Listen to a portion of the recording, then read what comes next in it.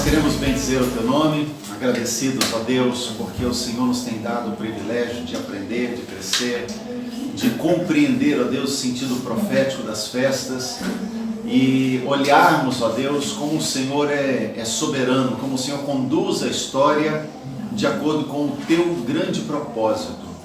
Aquilo que o Senhor estabeleceu desde antes da fundação do mundo não deixará de ser cumprido, porque o Senhor é soberano sobre a história. Por isso nós te bendizemos, porque o Senhor nos dá o privilégio de aprender isso aqui.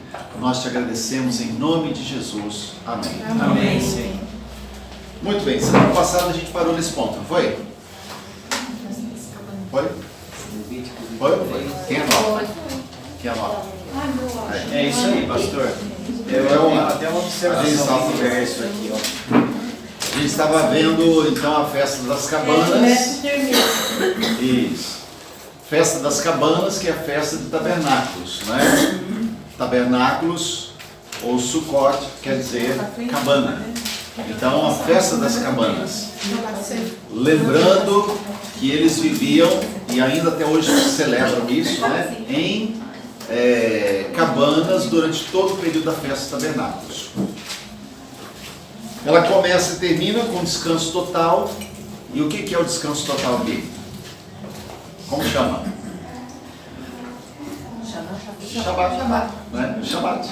Então, o descanso total é o Shabat, né? Que é mais do que o sábado, o sétimo dia, é o Shabat, que é o dia consagrado ao Senhor. Então, santa convocação na Bíblia sempre é isso: dia de descanso, dia de separação para Deus. E a festa de tabernáculos, ela começa e termina com o Shabat. A festa de alegria pela colheita realizada. Então, olhando para trás, lembra, falando, olhando também para o futuro. Olhava para trás e celebrava aquilo que Deus tinha dado. Nós vimos lá no início que as festas eram vistas como, vamos dizer assim, um ciclo completo, o ciclo da colheita. Então começa em Páscoa, que em Páscoa tem qual outra festa ligada à colheita? Primícias, né? Então dentro de Páscoa tem primícias. Então quando começa Páscoa, ali já está celebrando colheita, primeiros frutos.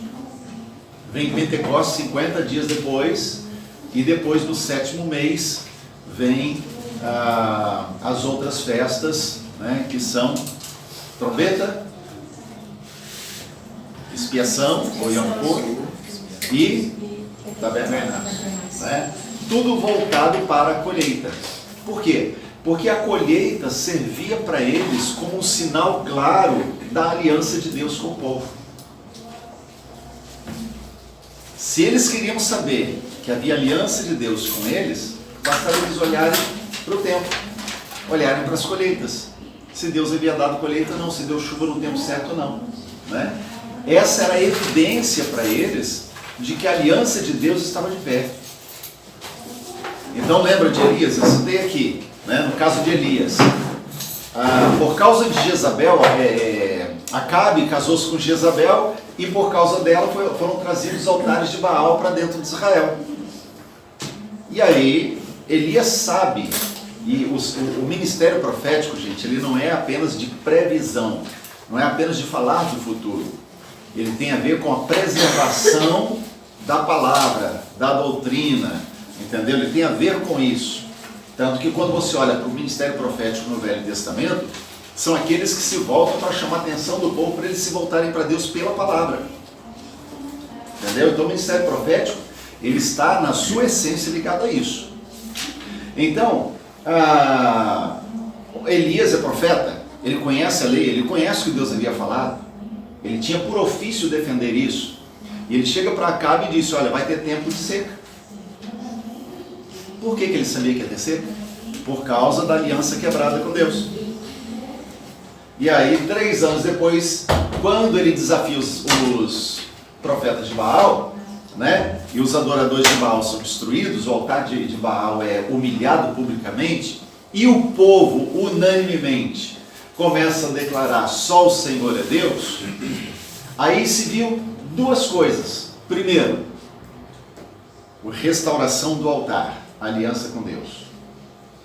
O altar foi restaurado para o Senhor e, consequentemente, a aliança com Deus restaurada. Segunda coisa, o povo estava fazendo em unanimidade. Não era o povo inteiro que estava ali, mas aqueles que estavam ali representavam toda a nação. E esses que estavam ali, em unanimidade, estavam dizendo: só o Senhor é Deus. Então, nesse momento, Elias sabe, Deus vai mandar chuva. Então ele vai orar. O que ele ora? Pede chuva. Ele pede chuva?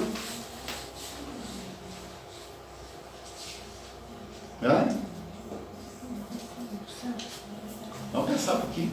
O que ele ora?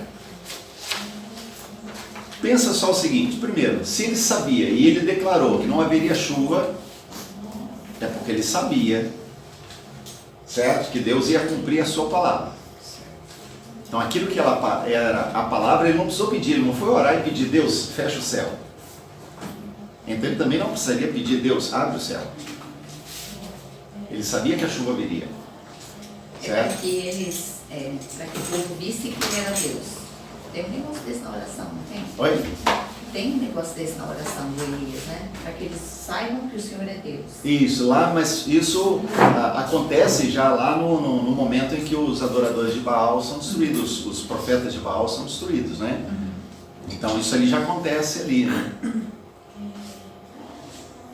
A questão toda, gente, é a seguinte: existe um princípio que é o da identificação.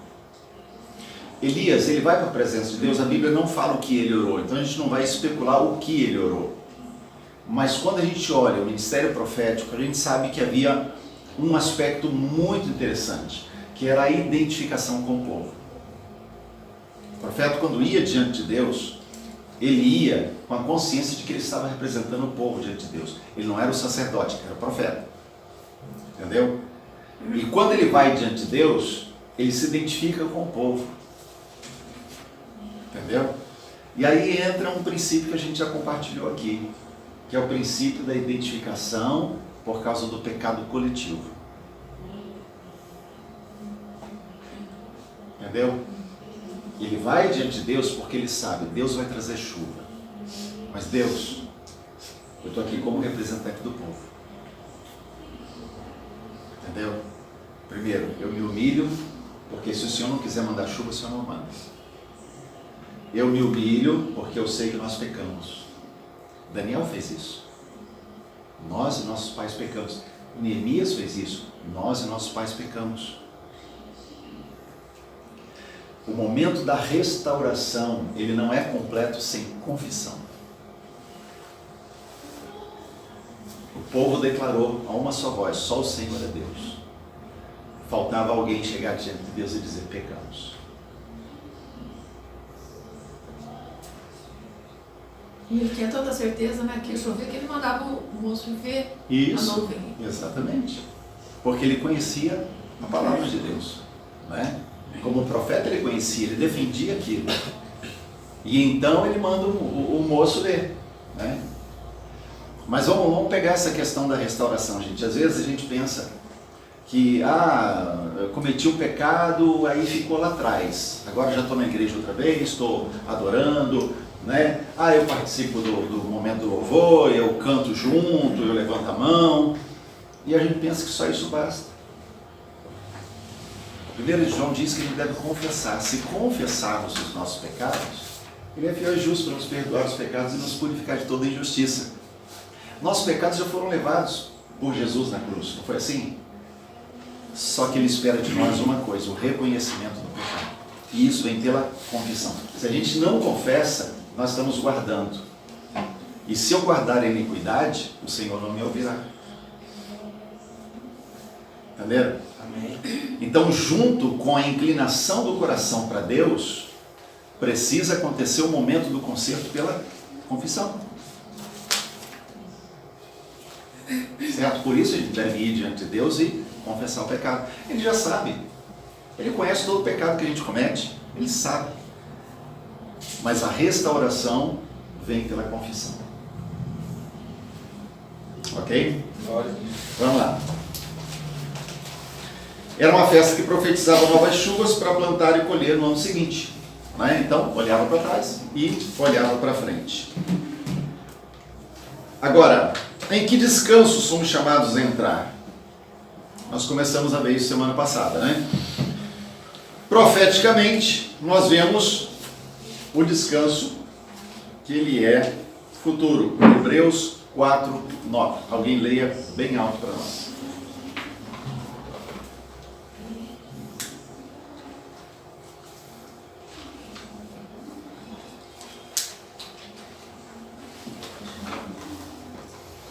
Hebreus 4, 9. Quem achar pode ler bem alto. Assim ainda resta um descanso sabático para o povo de Deus. Assim ainda resta um descanso Shabat.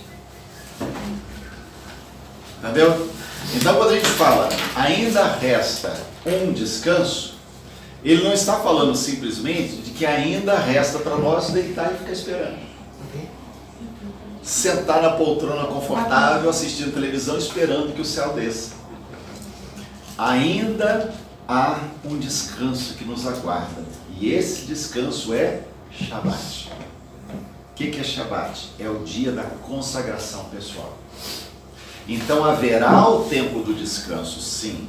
Jesus falou: vinde a mim todos que estão cansados e sobrecarregados, e eu vos aliviarei. E vocês vão encontrar o quê? Descanso. Vão encontrar descanso, certo? E esse descanso o que é? Shabat. O nosso descanso não está em a gente não fazer nada. O nosso descanso está em mudança de adoração. Pastor, estava observando isso. Jesus não veio para alterar a lei, veio para cumprir, até aprofundá-la. No sentido do Shabat, o aprofundar dele, não era relativizar, flexibilizar, como se usa o termo hoje, mas era dar para o judeu o entendimento correto do Shabat. Eu não estou falando nem dos milagres ao sábado, estou falando de quando ele fala: olha, se a sua, se a seu boi, ou sua vaca não for, tiver na toleira do sábado, não vai lá e tira ela. Ou seja, ele não estava considerando isso pecado, que para o judeu era. Sim. Mesmo que o cara pegasse a vaca mais premiada, ela não se mexia no Shabat, porque era inflexível. O judeu não entendeu o Shabat como Jesus entendia. Jesus entendia ele como descanso, como ordenança que tinha que ser cumprida, mas dentro de um prisma de amor. Eu não vai fazer cura no sábado porque é sábado. Exatamente. A questão toda, gente, é mudança de altar. O que Jesus está fazendo, em essência, é mudança de altar. Então, o que ele fala? Ele diz: olha, se você está sobrecarregado, você vem a mim e vai encontrar um descanso, vai encontrar o Shabat. Ok? O que Jesus está falando? Que todo cansaço é resultado de altar errado. A nossa vida perde o sentido quando o altar está errado. Nós investimos tempo e dinheiro em coisas erradas quando o altar está errado.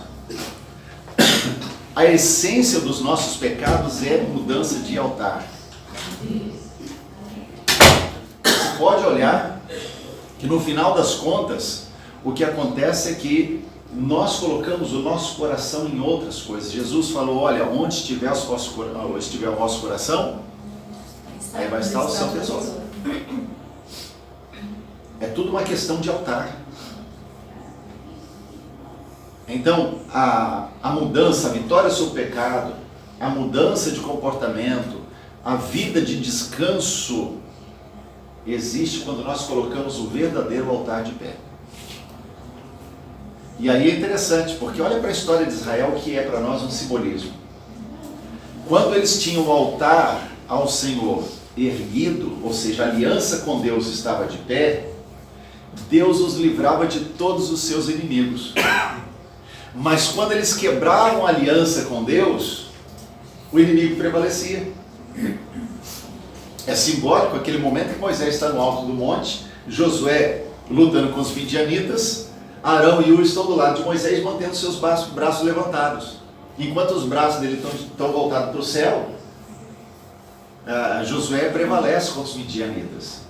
Né? Quando ele cansava e descia o braço, parava de levantar os braços aos céus, os midianitas prevaleciam. É simbólico isso. Mas nos fala da questão do altar. Ou seja, o inimigo prevalece na nossa vida quando nós quebramos a aliança. E nós quebramos a aliança com o pecado. Por quê? E por que nós pecamos? Quando nós não colocamos Deus em primeiro lugar. Aí às vezes Deus é o primeiro em muita coisa na nossa vida, a gente está satisfeito, né? Porque Deus é o primeiro em muita coisa, a gente canta sobre isso, a gente fala sobre isso, mas tem aquela areazinha lá, aquela areazinha que Deus não é o primeiro, naquela área tem um pecado. E aí Deus tem que vir e tratar aquilo lá e restaurar o altar naquela área. Ok? Então é tudo uma questão de altar. É tudo uma questão de altar. Então o descanso que está aqui em Hebreus 4:9, ele diz respeito a quê? O altar no lugar, porque o altar no lugar traz descanso. Vinde a mim, Jesus falou, os que estão cansados e sobrecarregados, e eu vos aliviarei e darei descanso, darei Shabbat. Quando Jesus é o alvo da nossa vida, nós encontramos o Shabbat. Amém? Vamos lá. A festa das cabanas, o sentido de descanso aqui nela, para hoje, pode ser vista no Salmo 91, versos 1 e 2. Quem achar aí pode ler bem alto.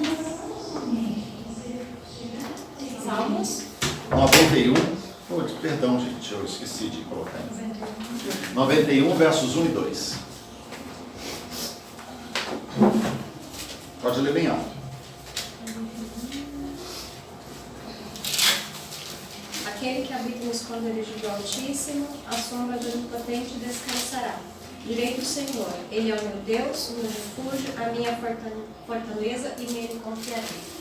Aquele que habita no esconderijo do Altíssimo, a sombra do Onipotente encontra o Shabbat.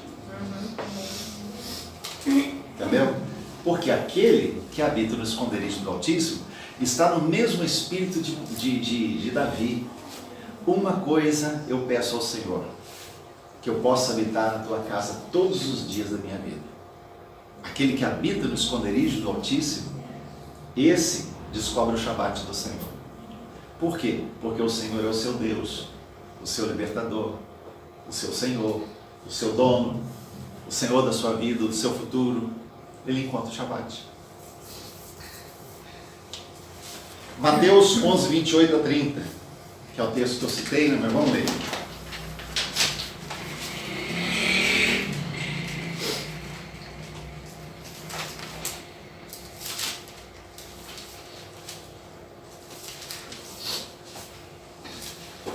Vinde a mim todos os que estáis cansados e sobrecarregados, e eu vos aliviarei.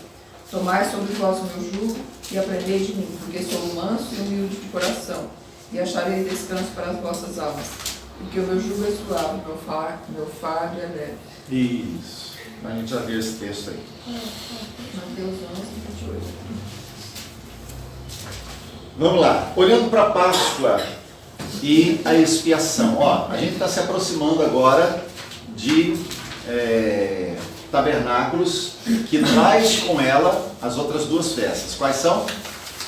Trombetas E expiação. e expiação, certo? Agora a gente vai pegar a Páscoa e expiação. E é interessante olhar isso. Na Páscoa nós temos o sacrifício do cordeiro. Lembra? Quando o povo sai do Egito, Deus manda, pega o cordeiro, põe o sangue nas portas. Na expiação nós temos o bode. É interessante, quando eu coloquei isso um dia, né? Aí a questão foi, mas um bode, porque o bode é símbolo de maçonaria, é símbolo de... Mas quem criou o bode? O diabo começou a usar, mas quem criou primeiro foi Deus. Né? Então, na sua essência, o bode não tem nada de ruim, né? Embora o diabo use para... Mas na expiação está o bode. Aliás, é até uma provocação, né? O diabo usar o bode, que é usado para expiação, em outras coisas. Na Páscoa encontramos o perdão e na expiação santidade. A Páscoa, ela é pessoal, no sentido de que a pessoa, ela está num... vamos falar... concerto com Deus, né? Ela está no concerto com Deus. Ela fazia em família, certo? Mas era em família. Já a expiação era para o povo todo, entendeu? A Páscoa, ela estava ligada à família ou famílias pequenas que se uniam, enquanto a expiação era feita para o povo como um todo. A Páscoa tinha a ver com casa particular, como eu acabei de dizer. O coletivo com a casa santíssima, ou o lugar santíssimo da casa de Deus, né? A Páscoa tinha a ver com a libertação do Egito, a expiação com a habitação de Deus. Lembra que depois da expiação vem o quê? Tabernáculos, Deus conosco, né? Trombetas, primeiro dia do mês sétimo. Expiação, 10º dia do sétimo mês. Tabernáculo, 15º dia do sétimo mês. Ok? Então, depois de expiação, entra no descanso, entra na cabana, entra no descanso de Deus, no Shabat de Deus. Vamos a Zacarias capítulo 14. E aí eu vou pegar aqui a minha Bíblia e eu vou lendo porque o texto é um pouco longo.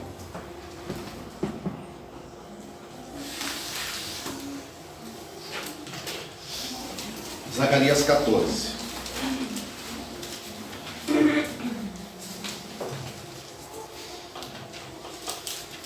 Zacarias, penúltimo livro do Velho Testamento.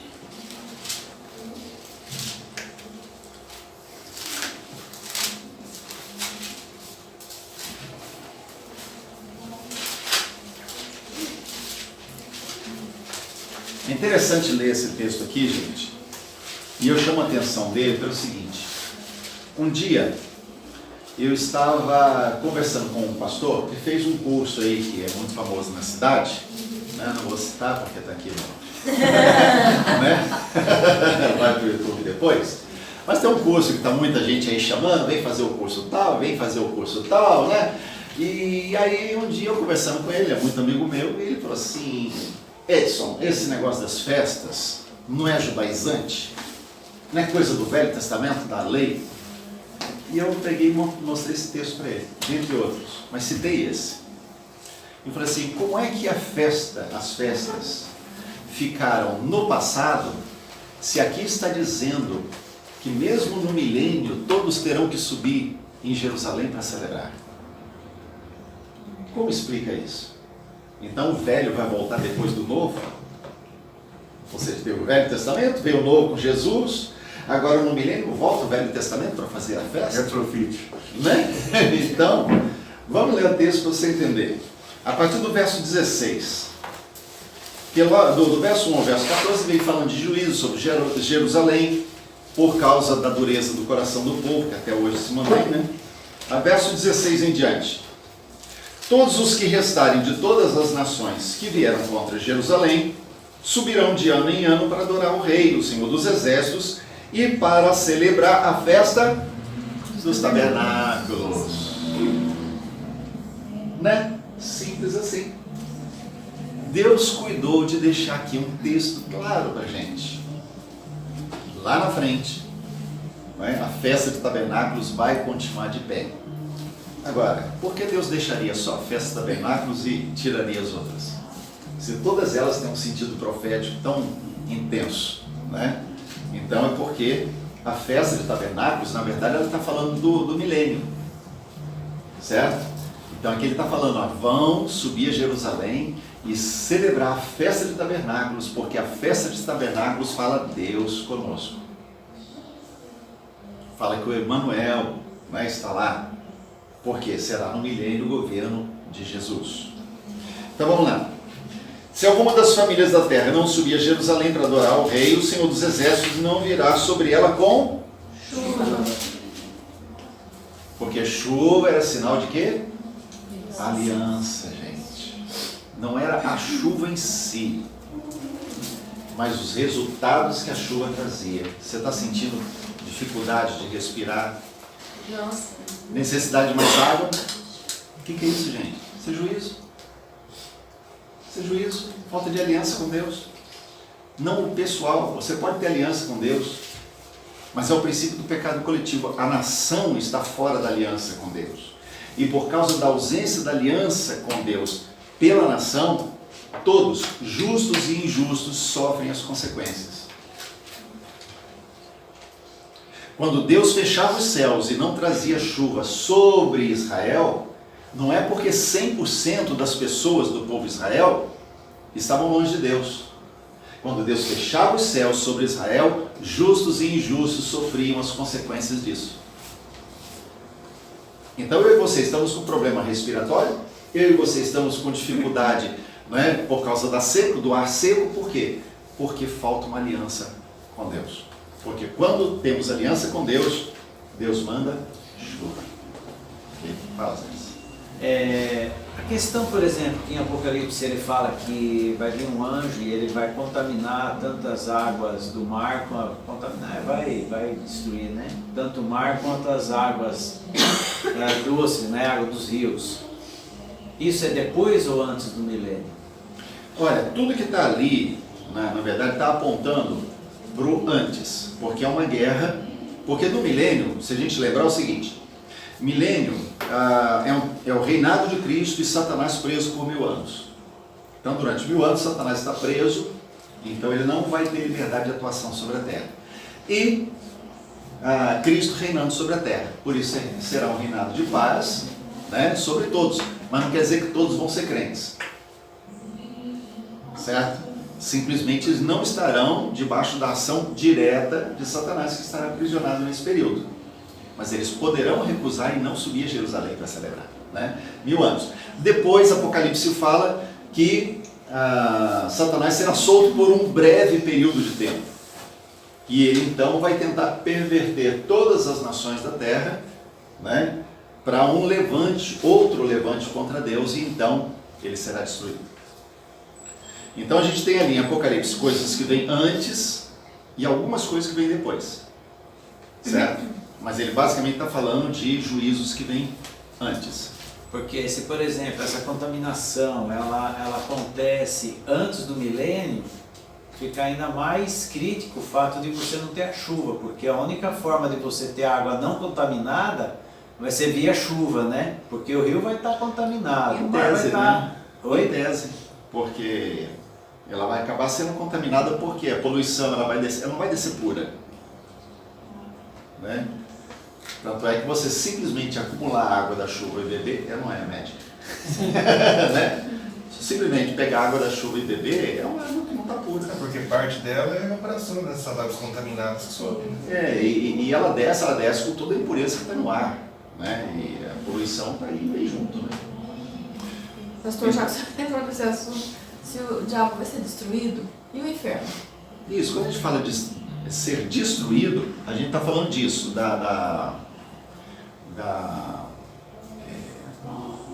aprisionamento definitivo de Satanás, porque ele será lançado num lugar de tormento, certo?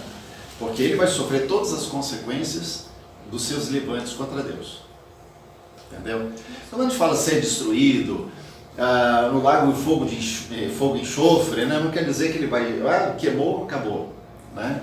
Seria muito simples assim. Ele não vai ter mais Ação. poder de ação, ele vai... Isso, ele vai estar aprisionado, sim, para sempre, no seu lugar de tormento, entendeu? Experimentando a sua própria amargura. Destruição é muito pouco, né? Ser torturado é melhor. Não, é uma questão de plantar e colher. A Bíblia é tão cheia disso, plantar e colher. Ele vai São ficar coisas. exatamente com aquilo que ele semeou. Exatamente. Vai voltar, ele vai ficar só com aquilo que você vai tudo aquilo que poderia haver de bom, não vai ter. E Satanás sabe o que ele aquilo que espera, ele né? semeou. Ele sabe.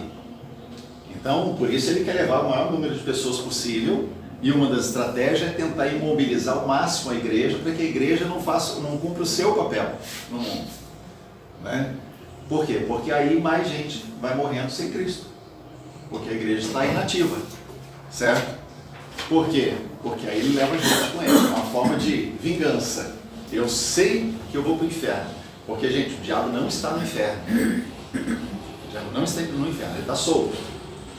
Certo? Ele está com atuação limitada por causa do Espírito Santo na igreja. Mas ele não está no inferno. Mas ele sabe que vai ser lançado no inferno. Então, ele sabe. Eu vou para o inferno, mas vou levar um monte comigo. É mais ou menos assim que ele funciona. Oi. Questão do milênio, eu estou pensando aqui agora, é um tempo de paz. E depois o diabo vai atuar novamente. Vai ser um tempo de paz, mas é um tempo ruim para a gente. Porque no fim, tempo de paz, para quem está mais ou menos, para quem tem dúvida, ou para o ser humano em si, é um tempo que a gente relaxa, né? Na adoração, relaxa nas coisas de Deus. Tá tudo bem para mim, então para quê? Né? Então talvez seja por conta disso que... Na verdade, para a gente situar a coisa, vamos dizer assim, cronologicamente, na forma como nós entendemos, você vai encontrar pessoas que vão pensar diferente, vão ensinar diferente. Mas primeiro vem o arrebatamento. Então aquilo que Paulo fala em Tessalonicenses, nós seremos arrebatados, encontrar o Senhor nos ares. E então depois nós viremos. Certo? Vamos dizer assim, nós somos arrebatados, os que morreram primeiro ressuscitam, depois nós que estamos vivos somos arrebatados, encontramos o Senhor nos ares, e então viemos reinar com Ele na terra. Então já a possibilidade de sermos corrompidos não existirá mais. Só não será o céu ainda. Entendeu? Mas vamos reinar e governar a terra com Cristo. Por isso, no lugar do governo será um lugar de paz. Mas as nações que não quiserem entrar debaixo do governo de Cristo no milênio, elas vão sofrer as consequências disso. É o inverso da hora da grande tribulação, né? O Espírito Santo sai e não tem conforto. Esse é o inverso. O diabo para de atormentar. E aí você pensa agora, né? No milênio, né? Tá ali. Veja como Deus não é injusto. E o princípio do plantar e colher está presente até no último momento. Por que Deus solta Satanás se existe um governo, né, de paz e de justiça, chamando as nações para entrar nele? Por que é que Deus solta Satanás? Porque haverão nações, que está aqui, e a gente vê aqui sobre pragas que são trazidas sobre as nações. Nações vão escolher plantar outro tipo de semente. Vão rejeitar o governo de Cristo. E quando você toma uma decisão, toda decisão traz consigo uma consequência. Toda decisão é uma semente, que de alguma forma ou de outra você vai colher o fruto. Certo? Então é necessário que antes de vir o julgamento e juízo, no final de tudo, Satanás seja solto. Entendeu? Por quê? Porque nações estarão pedindo por Satanás e rejeitando Jesus. E que hora que ele vem do cavalo branco? Oi? Qual das horas aí que ele vem do cavalo branco? A visão do cavalo, eu creio que tudo isso é representativo, entendeu? Interpretação minha, você vai encontrar diferente, né? Mas quando aqueles que ficarem não forem arrebatados, virem um sinal nos céus, o verão vir assim. Porque na sequência escatológica, vamos colocar, as nações vão se reunir contra Israel, porque o anticristo que vai querer destruir Israel. Gente, vocês viram no noticiário esses dias, né, quase agressão ali, Irã, Estados Unidos, né, quase Estados Unidos. Não sei se teve mesmo aquilo ou se é só uma propaganda externa para intimidar. Mas, vamos pensar o seguinte, qualquer agressão ao Irã, o que vocês acham? Eles vão mandar uma bomba contra os Estados Unidos? Contra Israel. aqueles povos que estão ali, que são os filhos de Ismael, são inimigos de Isaac. Entendeu? E eles farão aquilo que Satanás faz. Satanás não vai direto, desculpa gente, não é analogia, eu estou chamando os Estados Unidos de Deus, tá? Por favor. Mas Satanás não vai direto contra Deus. Ele vai contra os filhos. Entendeu? Vai contra nós. Esses povos não vão se voltar contra os Estados Unidos, lançar bomba para lá, porque eles sabem que os Estados Unidos está cheio de bomba atômica e manda de volta. E aí estoura tudo. Entendeu? O que eles vão fazer? É contra Israel. É contra, tanto que está tendo já, né, alguns atentados por ali contra alvos de interesse dos Estados Unidos. Entendeu? Então, Israel é o alvo. Um dos grandes problemas dos árabes com os Estados Unidos não é porque eles são, né, a potência, porque eles têm uma cultura, é porque eles protegem Israel. Porque eles protegem Israel. Essa é a grande razão de fundo porque os árabes não engolem os Estados Unidos. Fala. Então, isso seria aquela palavra que do calcanhar, que ele vai pegar o calcanhar? Ferido, perder o calcanhar, é isso? Se você olhar na cruz, o que aconteceu foi isso. Né? Ali, vamos dizer assim, Satanás armou tudo para Jesus ir à cruz. Ele foi ferido no calcanhar. Entendeu? Mas a cabeça da serpente foi pisada, porque ele ressuscitou. Entendeu? Eu tenho uma outra dúvida. Diga. Eu sempre achei que Apocalipse, mas é uma percepção minha, era revelação de coisas que estavam por vir. Por isso chama revelação. Sim. Mas eu li esses dias que no Apocalipse, Jesus será revelado verdadeiramente com toda a sua majestade. Né? Porque enquanto homem, isso não apareceu. Então, no Apocalipse, porque eles estavam falando de estado de exaltação e estado de humilhação de Deus. E aí estava dizendo que a revelação de todo o poder, toda a glória de Jesus. Sim. E é isso aí mesmo. E você imagina, quando Jesus vem, ele se impõe sobre aquelas nações que tentam destruir Jerusalém, né? Estabelece o reino, está vendo aqui? As nações vieram contra Jerusalém. E ele começa dizendo, todos os que restarem das nações que vieram contra Jerusalém, entendeu? Por quê? O que acontece aqui nesse meio de caminho aqui, nesse meio termo? Jesus vindo do céu, né? O sinal das nuvens, todo olho vai ver Jesus. Nós estaremos com ele, gente. Nenhum crente vai ver Jesus vindo nas nuvens. Se ouvir um crente falar isso, fala assim, então você não é salvo. Porque ficou. Você ficou para trás, entendeu? Ele vai ser ressuscitado, né? Vamos ser arrebatados para encontrar com o Senhor, ok? Bom, então, abrir a janela, está abafado, né? Então, onde que eu estava?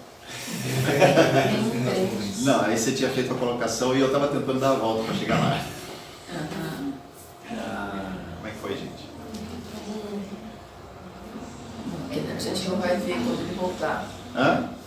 A gente não vai ver. Não, é que eu peguei o raciocínio dela. Mas vamos pegar o seguinte, a questão do Apocalipse como sendo a revelação da majestade, né, que ela estava colocando, então imagina que ele vem em glória, ele não vem mais como Salvador, entendeu? Ele não vem mais com aquela doçura do Deus homem, ele não vai encarnar num bebezinho, ele vem em glória e majestade, ele vem assentado no cavalo branco, que a ideia é o quê?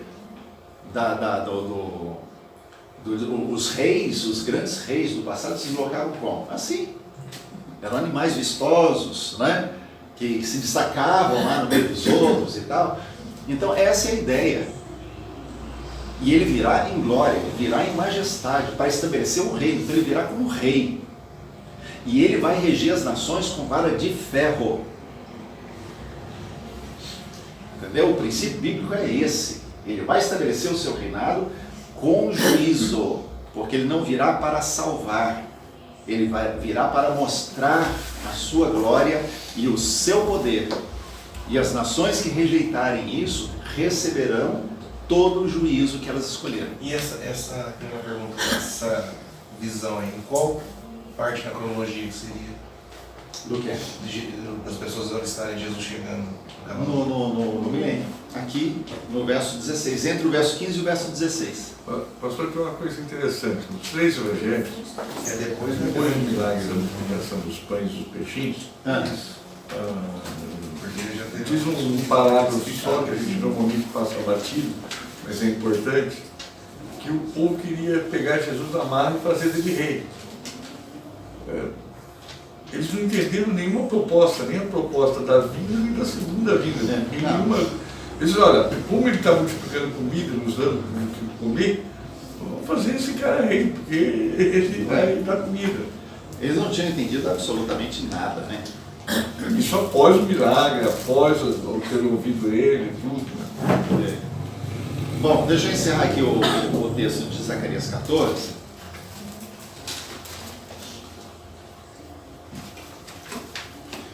Então ele vem aqui o verso 16, né? Verso 17 falando do juízo, depois ele vem falando sobre as consequências do que vai acontecer, né? Sobre o juízo, sobre aqueles que não quiserem festejar a festa dos tabernáculos. E aí ele vai complementando o texto, verso 20, naquele dia será gravado nas campanhas dos cavalos, Santo ao Senhor, e as panelas da casa do Senhor serão como bacias diante do altar. Sim, todas as panelas em Jerusalém e Judá serão santas ao Senhor dos Exércitos. Todos os que oferecerem sacrifícios virão, lançarão mão delas, e nelas cozerão a carne do sacrifício. Naquele dia já não haverá mercador na casa do Senhor dos Exércitos. Uau. Lembra quando Jesus entra no templo, derruba a mesa dos cabeças, ele diz, a minha casa será chamada casa de oração para todos os povos. Ele está falando aqui o cumprimento daquilo que está aqui. Pastor, já não haverá mais mercadores na casa do Senhor. Aqueles que estarão entrando ali, estarão entrando porque o Senhor é santo. Mas nesse período do milênio vai haver salvação, né? As pessoas que nascerem dentro disso e realmente tiverem essa aliança com Jesus também serão salvas, né? A gente tem que lembrar sempre o seguinte, desde o início, desde que o pecado entrou no mundo, tudo, aliás, mesmo antes, né? É tudo pela graça, certo? E Deus não rejeita ninguém que por fé se volta para Ele. Então no Velho Testamento, Jesus não tinha vindo ainda. A salvação era pela graça, não pela lei, não pelas obras, mas pela graça, certo? A mesma coisa acontece depois.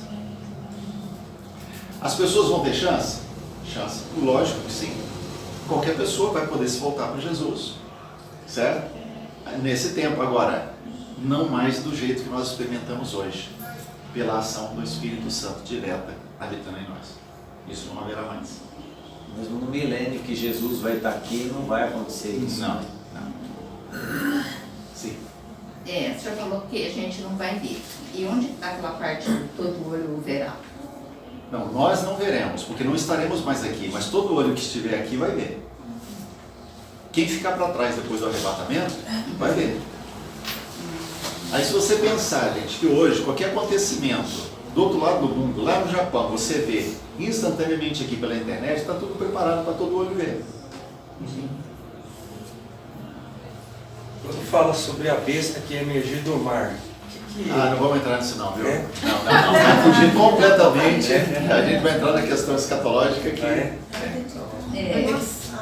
Eu tenho assim um pedido. Sim. Eu sei que o senhor já deu 1000 aulas sobre esse assunto, entendeu? Mas, por exemplo, para mim, na minha cabeça, eu tenho tudo assim, é um grande quebra-cabeça. Entende? Então, tem uma peça que eu entendo, que eu identifico, muitas não. Né? Então, se a gente um dia pudesse ter uma aula assim, né? Com cronologia, enfim. É uma boa ideia. Eu pensei nisso, né? Vou levar em consideração. Só a gente vai ter que esperar um pouco, porque a gente vai entrar numa fase de implantação de outras classes que a gente vai ter dentro do nosso processo que está ali fora. E eu vou aguardar a Gisele terminar o tema dela.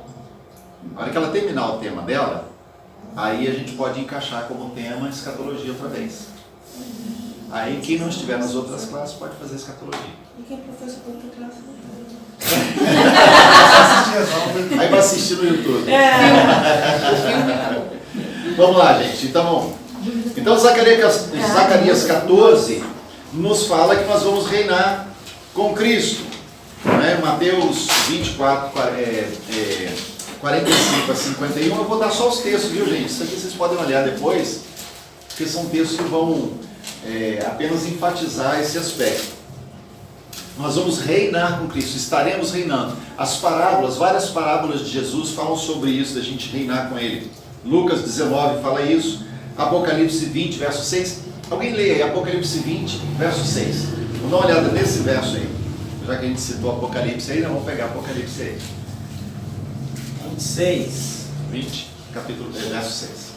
Bem-aventurado e santo é aquele que tem parte na primeira ressurreição. Sobre esses, a segunda morte não tem autoridade. Pelo contrário, serão sacerdotes de Deus e de Cristo e reinarão com Ele os 1000 anos. Isso, está vendo? Vamos reinar com Ele os 1000 anos. A festa das cabanas nos 1000 anos é a consumação da união Cristo-Igreja. Lembra da questão do casamento dos jovens judeus, né? Então o jovem vem, os pais firmam o contrato de casamento e depois o jovem vai preparar a casa. E então ele volta e aí há uma festa. E durante essa festa consuma o ato do casamento, no meio da festa. Eles têm a cabana, se retiram e tal, quando os convidados estão lá vários dias. Agora, o que vai acontecer? Exatamente isso. Essa festa das cabanas é a festa da consumação, da alegria de estarmos para sempre com o noivo. Ok? A gente pode olhar Efésios capítulo 5, de 1 a 32, e Esther capítulo 2, de 8 a 14. A Esther fala daquele período, né, dela entrar na presença de Assuero, de ser aceita por ele e tal. Né? Ok, gente? Eu vou agora fazer daqui para frente uma defesa das festas, ok? Então, quando vocês forem confrontados com alguma coisa, peguem a aula 12. Na aula 12 vocês vão encontrar algumas coisas, né, sobre o que a Bíblia nos fala. Por que a gente celebra festas, as festas, tá? Não vai ter tudo, porque hoje a gente não esgota esse tema, mas é bom a gente ter aí. Então a gente tem as festas aí e vamos direto para Romanos capítulo 11. Romanos capítulo 11, ele é para mim um capítulo chave. Aliás, quando eu conversei com esse meu amigo pastor, né, e ele falou, olha, mas no nosso curso a gente pegou Gálatas e a gente estuda em cima de Gálatas, e Gálatas fala que a gente não deve ser preso das coisas que já passaram e tal. E eu pego Romanos 11, né? Romanos 11 para mim é muito claro.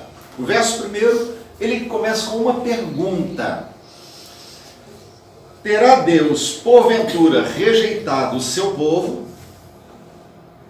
De modo nenhum. Verso 2. Opa, passou adiante. Eita aí para frente.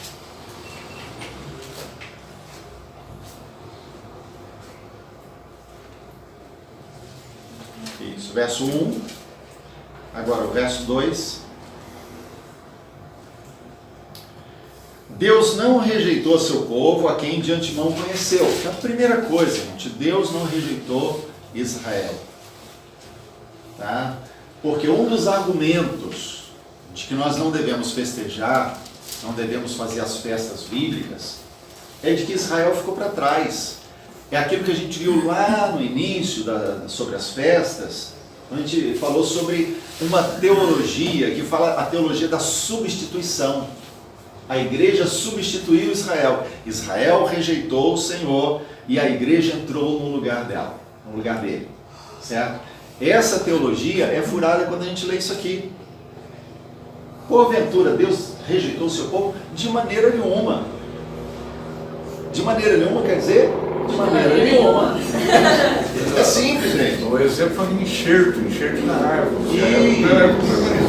Isso, Romanos 11 vai falar disso aí. Né? Para que haja um enxerto, o original tem que permanecer, né? Você não tem enxerto. Nós somos enxertados em algo que permanece. Não corta e planta novamente. Exato. Outra coisa incoerente. Outra coisa incoerente na história, isso foi criado pelo Vaticano, né? Que, na verdade, quem começou todo o processo de evangelismo eram todos judeus. Eram judeus dissidentes, né?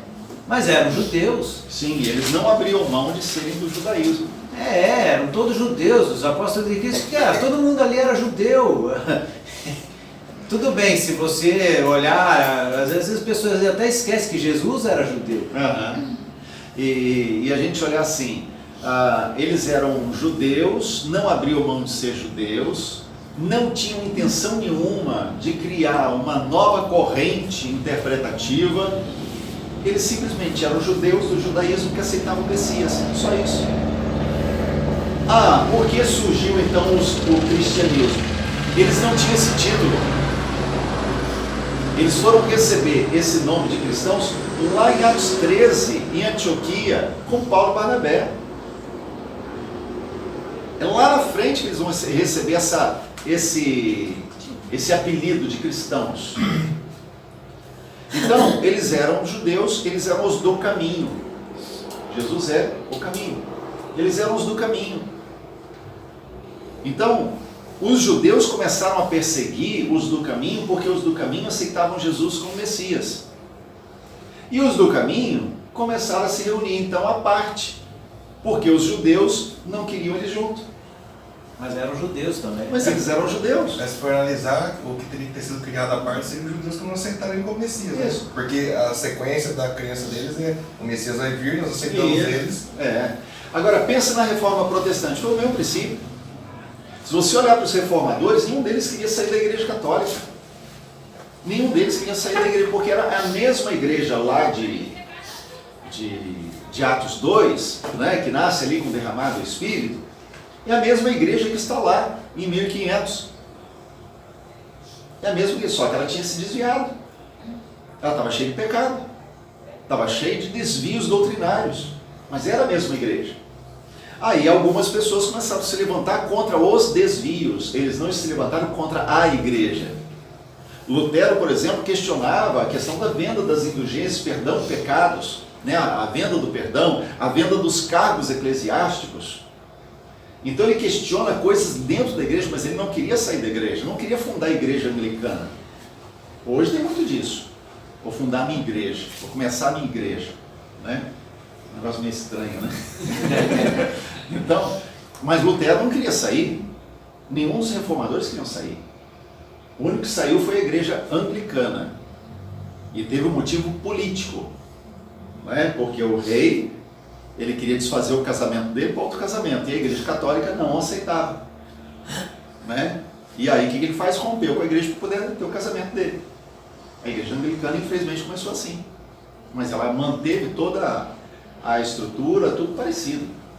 Tanto que hoje, quando fala em ecumenismo, uma das igrejas que está mais ligada ao ecumenismo é a igreja anglicana, porque a estrutura de crenças e doutrinas praticamente é a mesma. Mas vamos lá. Então, os judeus não queriam sair do judaísmo, eles queriam continuar, certo? Porque eles sentiam parte daquilo. Eles só começaram a se reunir à parte por causa da perseguição. E principalmente quando os gentios começaram a se converter, porque o judeu não aceitava o gentio. Entenderam? Então vamos lá, verso 5. Assim, pois, também agora, no tempo de hoje, sobrevive um remanescente segundo a eleição da graça. Deus prometeu a Abraão, certo? E Deus preservou um remanescente. Sempre houve no meio dos judeus aqueles que eram remanescentes. Quando a gente olha para os primeiros cristãos, eram remanescentes. Eles eram judeus, dentro do judaísmo, aceitando o Messias. Certo? Verso 25. Vem o endurecimento em parte a Israel, até que haja entrada à plenitude dos gentios. Deus endureceu o coração dos judeus, foi Deus quem fez isso. E Deus endureceu até quando? Até que tenha chegado a nossa plenitude. Então todo Israel, certo? Vai encontrar a salvação que hoje eles não encontram. Verso 26. E assim todo Israel será salvo, como está escrito, virá de Sião o libertador, e ele apartará de Jacó as impiedades. Ficou um finalzinho do outro verso. Então, quando ele fala que assim, todo Israel será salvo, é porque Israel hoje tem vendas sobre os seus olhos. Lembra que a gente viu aqui na outra semana? Né? Eles têm ainda os olhos vendados, eles não conseguem enxergar. E Deus vai tirar essa venda, e quando Jesus estiver vindo, eles reconhecerão. Então aí, Baruch Rabá, Shem Adonai, então, bem-vindo ao que vem em nome do Senhor. Eles vão reconhecer que aquele que está vindo é o Messias, é o Jesus que eles rejeitaram. Eles prantearão por causa disso, mas serão aceitos por causa da graça, porque Deus os elegeu. Entendeu? Versos 28 e 29. Quanto ao Evangelho, são eles inimigos por vossa causa, quanto, porém, à eleição, amados por causa dos patriarcas. Porque os dons e a vocação de Deus são irrevogáveis. Faltou a palavrinha ali. São irrevogáveis.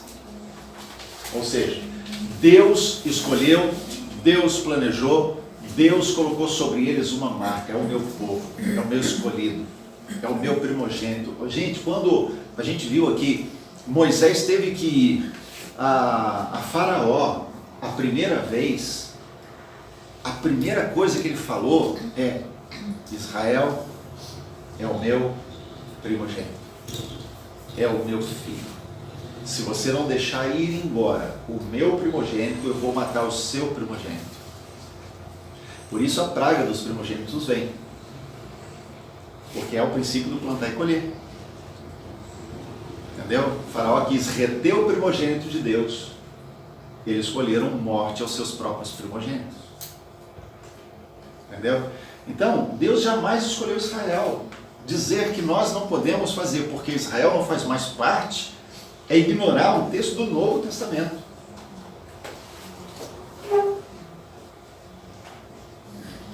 A igreja foi enxertada em Israel. E é aquilo que a gente está falando. Para enxertar, você corta um galho. Você abre esse galho. Mas você não tira a árvore fora. A essência dela permanece. A raiz permanece. O tronco permanece. A igreja foi enxertada. Nós fomos enxertados. E a advertência, né, que Romanos 11 nos faz, aí a gente não leu o capítulo inteiro, né? Se Deus cortou os galhos originais por sua causa, você acha que Ele não vai te cortar se você o rejeitar? Então Ele está falando que o original permanece. Nós somos enxertados naquele que é original. Então Deus não rejeitou o seu povo. Na questão do sábado, lembrando que é festa semanal de fundamentos para todas as outras, sendo descanso solene, santa convocação, e nenhuma obra fareis. Sem entender o Shabat é quase impossível entender as festas anuais. Estou colocando algo que a gente já viu. Então, agora pare e pensa comigo. Nós estamos falando que Deus, Ele não rejeitou o Shabat. Deus não tirou fora o Shabat, porque Shabat tem mais a ver com com uma celebração espiritual do que um dia da semana.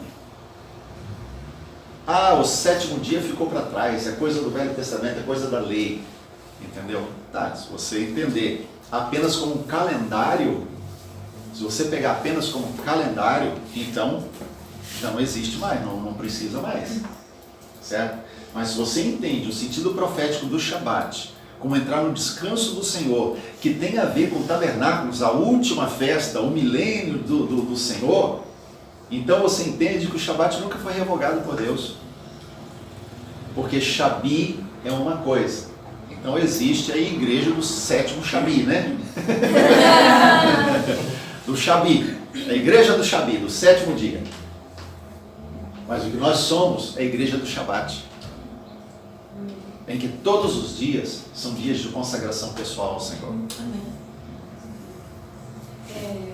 Pastor, qual seria assim, a base bíblica que se usa para dizer que Israel foi rejeitado por Deus?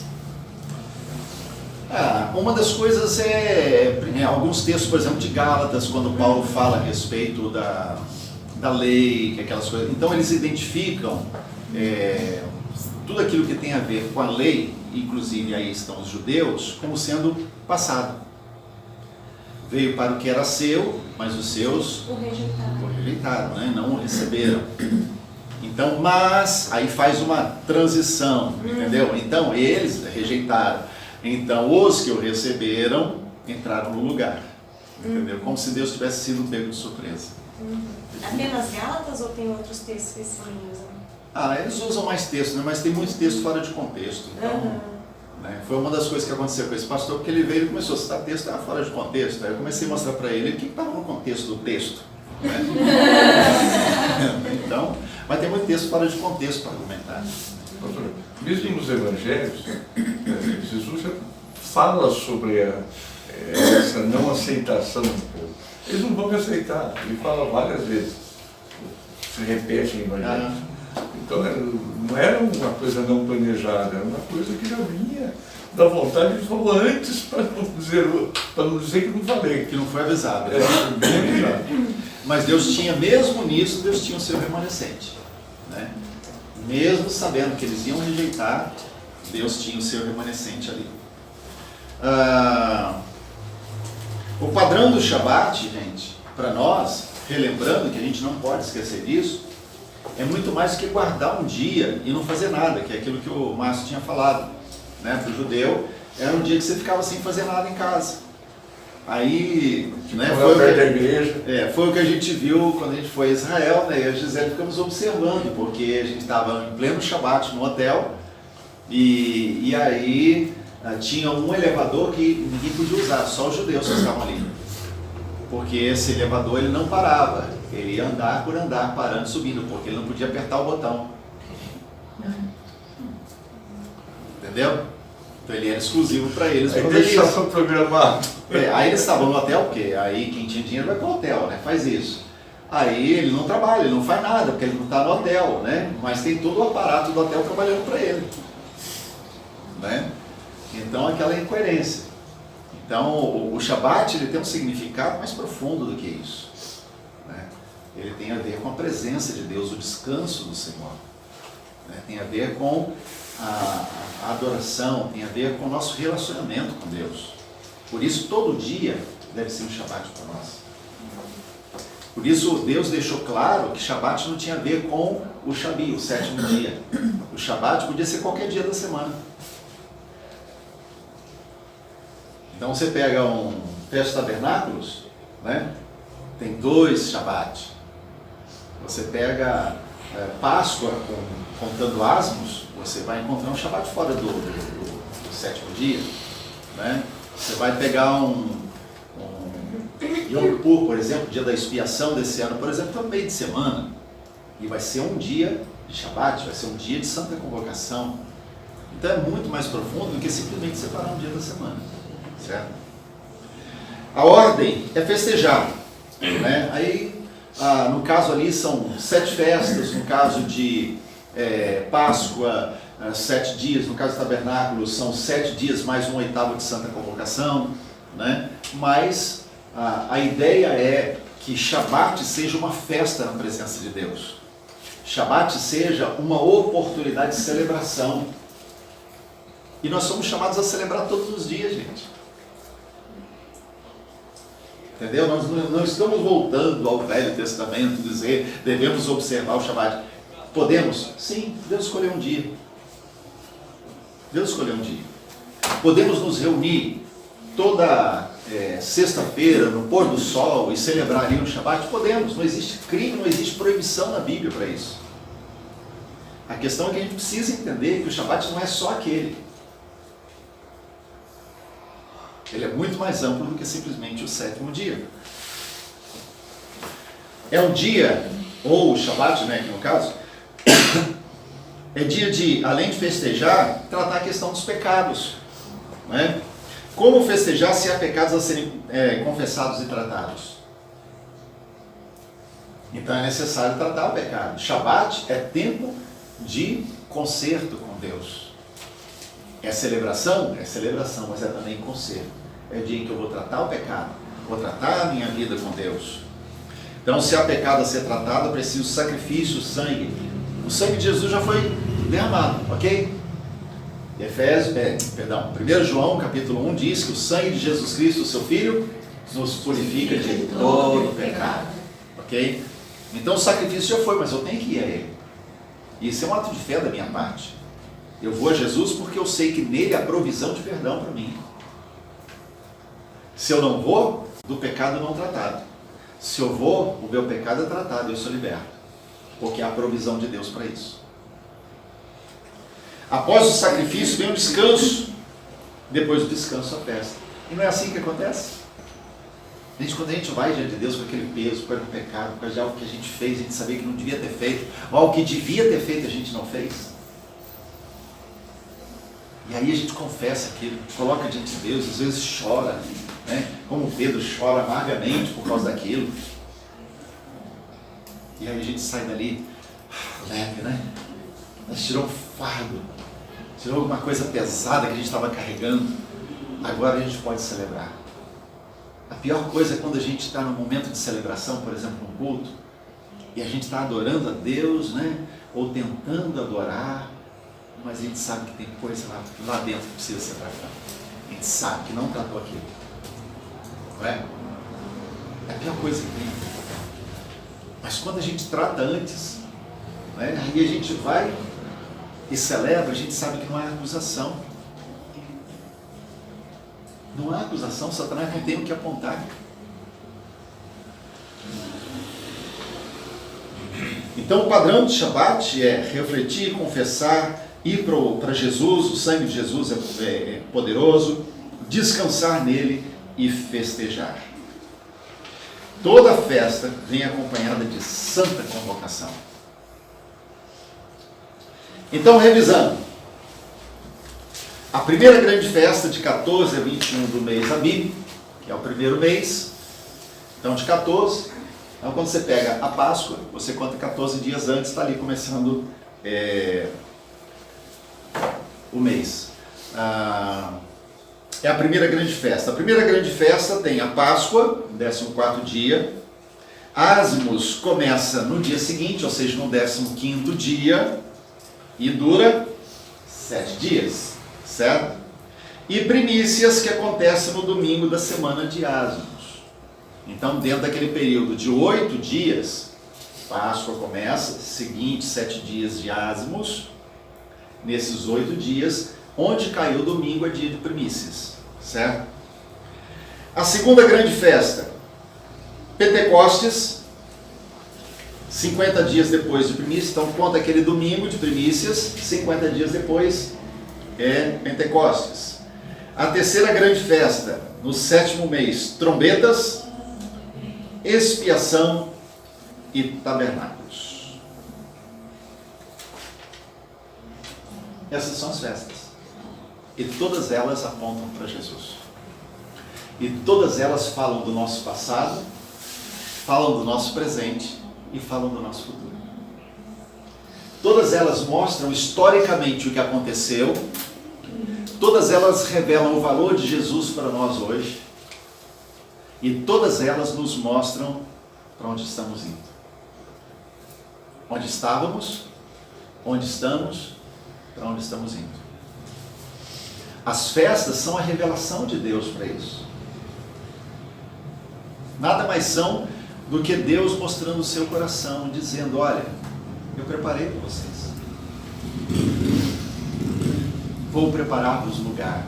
Como que ele foi preparado? Olha para as festas, você vai entender. Todo o processo do noivo preparando a casa para receber a noiva. São festas fixas, ciclo completo de um ano, não podem ser celebradas de vez em quando. São santas convocações, não deve ser celebrada sozinha, é celebração do povo. Por isso a gente faz como igreja.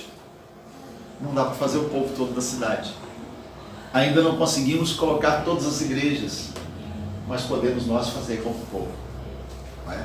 Então nós fazemos um conjunto. Eu posso celebrar tabernáculos em casa? Posso. O judeu ele faz as duas coisas, ele tem a tenda em casa e ele vive os 7 dias naquela tenda. Mas eles também têm as celebrações, que reúne o povo. Né? Eu tive a oportunidade da primeira vez que eu fui a Israel, em 99, ser exatamente no período da festa de tabernáculos lá.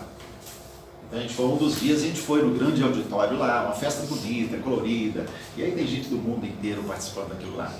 E participei da marcha também, né? A Marcha das Nações. E naquela oportunidade tinha mais de 100 nações representadas naquela marcha. Percorrendo as ruas de Jerusalém, né? E ali muitos eram judeus, muitos de outras religiões, mas muitos crentes declarando que Jesus é o Messias. E marchando nas ruas de Jerusalém. É o que Deus fala na palavra. As nações virão, vão subir a Jerusalém. Pastor, ainda tem muito judeu praticante? Sim, tem bastante.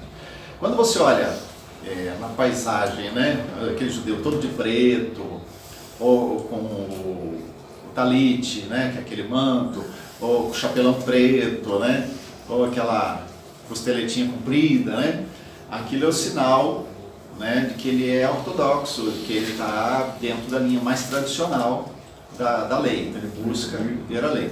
Tem alguns que não usam essa vestimenta, né, mas eles também procuram ser fiéis à lei, certo? São mais liberais. E tem uma grande parcela que hoje não crê em nada, né? E muitos desses envolvidos até com o ocultismo ao invés de judaísmo. Certo? A Páscoa, então, é a obra de Cristo pela igreja, Pentecostes, a obra de Cristo na igreja, e tabernáculos, a obra de Cristo com a igreja. Quando a gente olha esses três, aí você descobre a obra redentora de Cristo. Porque a Páscoa estava lá atrás. Para quem advoga que as festas, elas não existem mais, e quando você ouve alguns falarem assim, a Páscoa não precisa ser celebrada mais. Tem crentes que não celebram a Páscoa, porque eles dizem, a ceia do Senhor substituiu a Páscoa. Mas você não encontra nenhuma base bíblica, nenhum texto bíblico que fale isso. A Páscoa era uma vez por ano. A ceia, todas as vezes que se reunirem. A gente faz uma vez por mês. Né? Se convencionou fazer assim para facilitar para o povo. Mas o princípio da Páscoa é toda vez que você for sentar à mesa para se alimentar, você e a sua família, você com outras famílias, então parta o pão, tome do cálice, celebre a morte e ressurreição do Senhor. Entendeu? Não existe nenhum tipo de texto que diga que a ceia substituiu a Páscoa. Porque a Páscoa, na verdade, fala do princípio, é a primeira festa, e ela fala onde tudo começou. Onde? O sangue de Jesus. Tudo começa no sangue de Jesus. Depois, a gente vê Pentecostes, a obra de Cristo na igreja. Se a Páscoa é a obra perfeita, no sentido de que nós não temos participação na obra de salvação, por isso não é pelas obras, Romanos 2, 8 e 9, né? Pela graça sois salvos, mediante a fé, isso não vem de vós, é dom de Deus, não vem de obras para que ninguém se glorie. Então, se na obra de salvação não há inclusão de participação nossa em absolutamente nada, ela é exclusiva de Deus, em Pentecostes nós participamos. Por quê? Porque existem decisões nossas envolvidas nisso. Que é o plantar e colher, é o decidir e ter o resultado da decisão. Então, Pentecostes é a obra de Cristo na igreja, Ele nos santificando. É Ele tirando o fermento de contaminação, né? Por quê? Porque a Bíblia fala lá, quando Deus estabelece, Ele fala assim, olha, vocês vão oferecer pão e o pão vai ser levedado. A questão é, quem de nós adora e pode dizer, nesse momento não tem nenhum pecado? Nenhum de nós, sabe por quê? Porque mais do que atitudes de pecado, nós somos pecadores. E a essência da condenação não está porque cometemos pecados. A essência da condenação está porque somos pecadores. A iniquidade que está em nós. Então, em qualquer momento que a gente for à presença de Deus, haverá algum tipo de contaminação, algum tipo de fermento ainda. E Deus sabe disso. Mas o Espírito Santo está atuando na santificação, para tirar o fermento, entendeu? Para tirar as impurezas, para que a gente possa cada dia estar mais parecido com Jesus. E tabernáculos é a obra de Cristo com a igreja. Por quê? O texto que nós lemos, Apocalipse 20, que nós lemos agora mesmo, né? Fala que nós vamos reinar com Ele durante o milênio. Nós vamos estar sentados com Ele no seu trono. Nós não teremos tronos próprios. Não teremos um trono nosso. Eu não vou me assentar no meu trono. Ainda que salvo, ainda que liberto da iniquidade do pecado, eu não mereço nenhum tipo de trono. Só um deve sentar no trono. E esse é o Senhor. O pecado do anjo de luz, do querubim, né? Lá no céu, que se voltou contra Deus, é que ele queria um trono. Ele queria um trono. Mas não existem dois tronos no universo, só existe um trono. Eu falei aqui que o nosso problema está na adoração. Certo? No trono, no altar. Se nós temos um altar para o Senhor, então a nossa vida com Deus flui no Shabat. Mas se não temos um altar para o Senhor, queremos um trono para nós. É sempre assim. Quando a gente quer um trono para a gente, quando a gente não estabelece o Senhor no primeiro lugar, a gente está querendo um trono para a gente. Grava isso.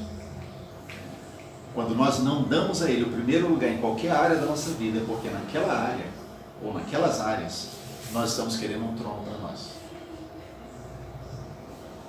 Então nós vamos reinar com Ele, sim, mas assentados com Ele no trono dEle. E a partir do trono dEle, as nações serão governadas.